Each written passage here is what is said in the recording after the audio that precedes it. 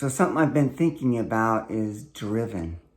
Like we see in a lot of LinkedIn profiles, driven leader, driven performer. And, something just doesn't feel right to me about that. And I've been very driven before too. And for me, at least, it's kind of a anxiety type of place, a kind of not nurturing myself or exhorting myself, but, pushing myself, push. And, I think the better antidote to that is being called, a vocation, right? A sense of, instead of, I'm doing this and pushing out into the world, it's like I'm being called to service.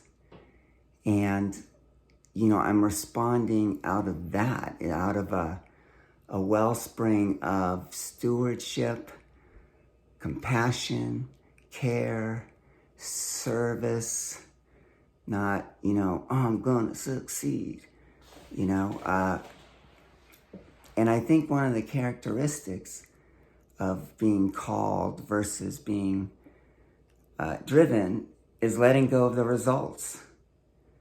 Results-oriented, driven person.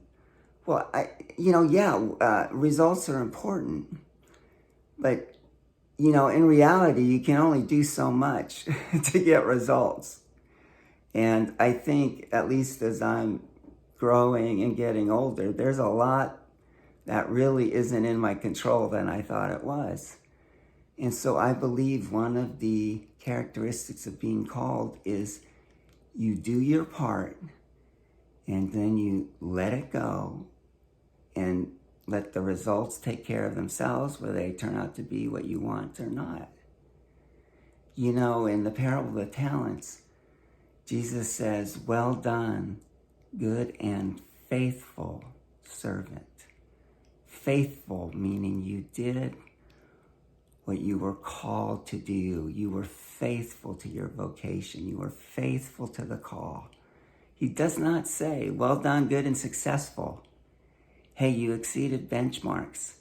Hey, you got the metrics that, I thought you thought were going to be cool. It's well done, good and faithful. And I believe this just brings just a greater sense of peace because, we know we can't control the results in some ways. That's why we're anxious and driven.